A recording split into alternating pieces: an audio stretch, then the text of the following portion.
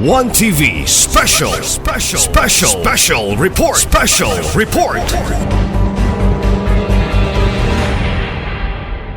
Okay, thank you, Honorable Majority Floor Leader. Any further manifestation or comment? Yes, Honorable Suizo. Thank you very much, Madam Chair. With respect to the internal rules and procedure of the City Council that all are in summary proceedings, I think it is deemed inappropriate for us to have it decided. The question right now is whether are we going to impose the maximum, which is the 1 month prevention and the 6 months suspended suspension. So with that, Madam Chair, we respect the rules and our hands are tied. Maybe we could at least hear the side of the respondent, but there's no answer. So I think we need to decide on the matter. Thank you very much. Thank you for your manifestation, Honorable Suizo. Any Yes, other Honorable Sir, comments? we'll Yes. include in our agenda next week, February 2, for us to decide on this case, Honorable Sir. In the meantime, in the complaint, there was a prayer by the complainant for us to impose the preventive suspension, Honorable Sir. In the past, we are used to conducting nominal voting to know the desire of every member whose body. But this time, because there was no answer, he waived his right to find an answer, and the records respect that this incident happened during the disco, where there are many residents present who witnessed the commotion, the altercation, and then the fighting, and then the stabbing incident. So there are many witnesses, and in fact, there was an affidavit being attached to the complaint, testifying to the happening of the incident. So there was really no contest to this case, and the law requires that if the evidence is strong, which is existing in this case because there are many witnesses, and if the continuity of service by the respondent, who is Barangay Kagawad, might influence the witnesses, Honorable Sir, and might compromise the integrity of the records in the barangay. So the respondent, being Barangay Kagawad, has some moral ascendance over his constituents, Honorable Sir, and might influence also the witnesses and the record this case. So, in behalf of the Committee on Laws, Rules, and Style, I move the motion to impose the preventive suspension of 60 days to the respondent, effective upon receipt of the notice thereof, Honorable Sir.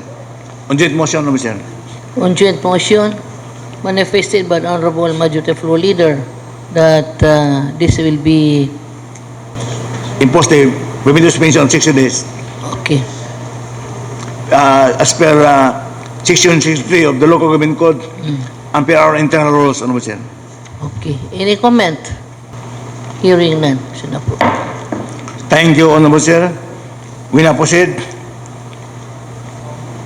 There are no pending matters on my table under item number 10, basis for reading. Hence, at this juncture, may we now hold peace or privilege to hear official matters from Honorable Catherine C. Lim, Honorable Sir. The Honorable Catherine Lim is now recognized. Thank you, Madam Chair. I would like to update also that we had a meeting last Friday in Don Victoriano Piduan Function Hall, Madam Chair, and together with us, PCL officers, we have a guest, the Vice Mayor from Don Victoriano. And we discussed about the upcoming activities, 3 days activities for the PCL, Madam Chair, whole province. And the program was still tentative, so when it is already approved by the governor, we will disseminate the program proper, Madam Chair. And also, we discussed about the liquidation of our Christmas party, and I sent it already to our group chat so that everybody can view up to the last centavo kung asa na padulong atong kwarta, Madam Chair. Thank you. And also, before I forget, we will have our PCL this coming March 4, 5, and 6, and we will be leaving from Ozamis March 3, and we'll be back by 7. That's February. Walay March dara, Madam Chair. So I will also try to communicate with our beloved and hardworking two congressmen, our Representative Asenso Pinoy, Congressman Indy Waminal, and Congressman Ando Waminal to pay a visit, formal visit among us, PCL Osamis, Madam Chair. And I hope that if we can pay our registration as early as possible so that we can avail a nice hotel, the same with the hotel like sa Davao, Madam Chair. And also, giprocess na pod nako with my very active LS, Ma'am Grace, sa ato ang papel karon na everybody will, unless na ay mo uli og different date and mugikan og advance, please update my secretary so that there will be changes sa ato ang paperworks. Thank you, Madam Chair. So that means we'll be embarking on March 3 to have an official visit in Congress before the office of Honorable Waminal, Indy Waminal, and Honorable Ando Waminal. That's right, our Honorable Marcelian. But it's still tentative because we will be asking for their vacant time since we know that they are so busy with their official functions also there. But we will try our best to have even a few minutes with them to pay a Perhaps visit. after the session or before the session, makabisita ta. Because it's session dating. Yes, March Mr. 3. And also, I'm asking for the help from Consaulo Salvador and Konsehal, our ABC President, to help with communicate with our two congressmen. Thank you. Okay. Thank you, Honorable Chair. With that, we now proceed to have the privilege and pleasure to hear on SK matters from Honorable John P. Alonso, Honorable Chair. SK matters. Thank you. SK matters. Thank you, Majority Floor Leader and Madam Chair. For SK Matters, I'd like to inform the August body that last January 23, 2026, at 1 p.m., the SK Federation of Osamis City convened our quarterly meeting, and we discussed all about the first, the budget preparation. Second is the Scholar and SK program. Third is the COA mandatory training seminar, Madam Chair, held at the third floor executive building at the back, Madam Chair. And before I forget, Madam Chair, I would like to inform this August body that last January 23 to 24, na humana ang gipahigayon nga 1 Asanso Misamis Occidental qualifying games. And it is our honor and privilege that the Osamis, of course, the division of Osamis City, ang host sa gipahigayon nga 1 Asanso Misamis Occidental qualifying games. And perhaps the DepEd Osamis nakakuha og 84 gold medals compare last year nga ang nakuha lang nato sa 1 Miss Oc will 70 gold medals. So ang katong mga mindaog nato nga mga winning athletes ang mo-compete na unya pohon uban sa mga winning athletes coming from different divisions will be competing at the NMRA pohon by the month of March at the Bukidnon. Bukidnon. March. No date pa, Madam Chair, No ang fixed NMRA. date yet. Yes, Madam Chair. And I think the EDCOM Chair, Honorable Cecil Yoco, Majority Floor Leader, nga naay madugang with regards to the Juan Ascenso Misamis Occidental qualifying games and to the upcoming NMRA, Madam Chair. Thank you, Madam Chair and Majority Floor Leader. Okay, thank you for your information, Honorable Dwight Longsod. Any other information from Honorable Cecil Co? Yes, Committee Madam Chair. I think na istorya na tanan ni Honorable John Pelduhay Lungsod in terms of the games, the sports, and the number of medals garnered. I just wanna take this time na lang to appreciate and congratulate the DepEd Osamis and the Osamis City LGU for successfully hosting the One Miss Oc Provincial Meet last January 23 and 24. Maura na siya, Madam Chair. Okay, thank you, Honorable Co, for your information. Madam Yes, Chair, any other before we information? forget, we would like to put into the record lang ang rank number 1 sa Juan Ascenso Misamis Occidental qualifying games. Ang rank number 1 is the division of Misamis Occidental. Second, ang division sa Osamis City. Third, ang division sa Tangub City. And fourth, ang division sa Oroqueta City. Thank you, Madam Chair. Okay, congratulations to Osamis City delegations. Nindot, they are performing very well. Atong palakpakan sila, be. Thank you, Honorable Chair. And now we have the pleasure and privilege to hear on ABC matters from Honorable Gigi Canlas, Honorable Chair. Thank you, For SK Majority. Matters. Thank Honorable you, Canlas. Madam Chair. Thank you, Majority Floor Leader. For information lang, conduct mi kanina o first Liga meeting karong tuiga. Ang ganina, alas 9.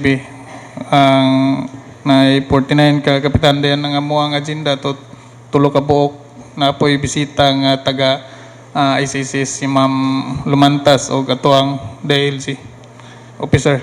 Dayon invite lang po ko ugma pohon basin makaadto mo tanan way absent sa dispiras sa tabid. Magpaabot ra ko ninyo. Daghang kayong salamat. Okay, thank you.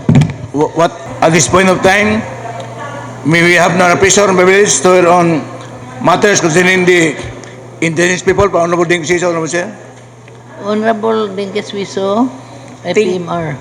Thank you very much, Madam Chair. For IPMR, the 11 chieftain tribes of the city of Subanon, the Osamis City Subanon will be conducting a annual planning for the year 2026 tomorrow, and they are asking, Madam Chair, if they can use the IPMR office at our City Council for their small group meetings for the annual planning, and they're trying to invite the chieftain, Honorable Relinda Bation, that supposedly be the one who is calling for the said meeting, but they're hoping that they could at least convene together with the chieftain so that they could do the annual planning for 2026. With your permission, Madam Chair. Sure. Okay. Thank you. Noted. Thank you, Honorable Chair. Before I proceed to the final item number 15, there's a request of the Honorable Vice Mayor. After this session, we'll have a short meeting at her office. Agenda number 1, regarding the Putuka franchise, because we have an ordinance regarding the franchise, dahil ka nanghangyo nato kada kung sa ating ay giduulan na sa ilang renewal kay the ordinance prevents them from renewing their franchise due to certain sections of the ordinance. And number 2, agenda, kato-ato ang mga AS, Public Secretary 1 nga atong girecommend nga ipubahan ni Mayor. I would like to explain nga nalangan because of certain restraints from the civil service, Honorable Sir. So, after the decision, please go to the office city mayor, the vice mayor, para sa atong meeting, short meeting, on those two items, Honorable Chair. Okay. We also hear from Honorable Silco for a announcement, Honorable Chair. Yes, Honorable Ko. You are Thank now you, Madam Chair. Thank you, Majority Floor Leader. I just have an short announcement that this representation will be traveling to to Cagayan de Oro on January 30, Friday, as representative to attend the DepEd Region 10 Regional Stakeholders Partnership Summit, and to represent the mayor to receive the stakeholders, the regional stakeholders award. Usamis being an awardee. Thank you, Madam Chair. Okay, very good. Thank you. Inquiry from Honorable Ko. Di ba natin Gahapon. agahapan Yes. ito? Gahapon. Also, Madam Chair, the DepEd Usamis Division was inviting us in their yesterday's activity. It's called the Brigada Escuela Stakeholders Award, no? Awarding. Yeah, awarding. So it was attended by yours truly and Honorable John Pelduhay Lungsod. And all our plaque and certificates are still with the DepEd. They will personally deliver it to our offices. Thank you. Okay, thank you, Honorable Ko. We also hear from Honorable Dingsiso, Honorable Chair. Honorable Suiso, you are now recognized. Also, in line with the travel, Madam Chair, also I registered for this coming January 29 to 30 an invitation from the DALG on the January, together with Cagayan de Oro, Iligan, Misamis Occidental, and Camiguin LGUs for these government units, good local governance, or the SGLG standards, entitled Addressing the Gaps Under the Health Compliance and Responsiveness of Selected LGUs. I'll be traveling for 29 and 30, and the venue is Cali Resort at Cugman, Cagayan de Oro City, Madam Chair. And I will be submitting the report on what transpired during the said conference. So who will be with you? 29 to 30, Thursday and Friday. Who will be with you? Isa ba nimo? We only have one city health officer, then one representative from the city council and the DALG, CLMOO, Sir Edgel Vedra. Three. How many would be participating? We are batch 4, so we have Cagayan, Iligan, Miss Oc, and Camiguin LGU. 4. 4. 3 from the LGU of Usamis. EGO sa amin, City Health will Officer, represent 3. Dr. Erog, me, and Sir Edgel Vedra. Kisa ikaw? Who are the delegates, EO, Suiso? Dr. Erog, and Kisa? City Health Officer. Suiso. Okay, thank you, Honorable Suiso. So, thank you, Honorable Sir. We'll see all of us at the conference room, the Office of Vice Mayor, for our short meeting after this session. With that, Honorable Sir, I now move to adjourn the regular session, Honorable Sir. Session is adjourned.